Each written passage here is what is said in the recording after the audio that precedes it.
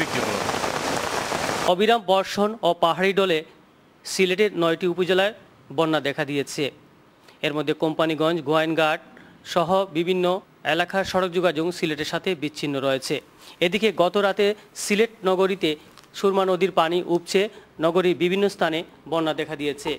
জীবনে পানি সিলেট পাইছি না, বেশিরভাগ বাসায় তো পানি উঠছে, আসলে খুবই মানুষ পানি বন্দি। এখন যে উপসরের যে অবস্থা পানি চলাচলের লাগি খুব একটা খারাপ অবস্থা।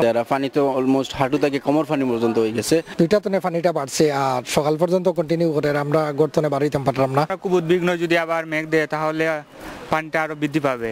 উপশহরের বেশিরভাগ এলাকায় এখন পানিতে নিমজ্জিত রয়েছে। এসব এলাকায় একতলা এবং কোনো কোনো স্থানে 1.5 থেকে 2 ফুট পানি দেখা দিয়েছে। এর ফলে বাসাবাড়িতে মানুষের দুর্ভোগ পোহাতে হচ্ছে। বিভিন্ন স্থানে স্কুল কলেজ বন্ধ ঘোষণা করা হয়েছে। সিলেট সিটি কর্পোরেশনের মেয়র বদরুদ্দিন আহমেদ কামরান সকালে সিলেট নগরী বন্যা কবলিত বিভিন্ন এলাকা পরিদর্শন করেন।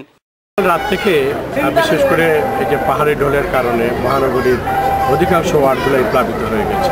অবিরাম বর্ষণ আর পাহাড়ি ঢলে সিলেটে এখন বন্যা পরিস্থিতি মারাত্মক অবস্থা দেখা দিয়েছে। সুরমা নদীর তীর উপচে এই পানি উপশহর যতরপুর, সোভানীঘাট সহ নগরীর বিভিন্ন এলাকায় পানি দেখা দিয়েছে। সিলেটের জেলা প্রশাসক জানিয়েছেন যে ইতিমধ্যে বিভিন্ন স্কুল তারা বন্ধ রেখেছেন যাতে মানুষ সেখানে আশ্রয় গ্রহণ করতে পারে। শাহ মুজিবুর রহমান যখন, ATN বাংলা, উপশহর, সিলেট।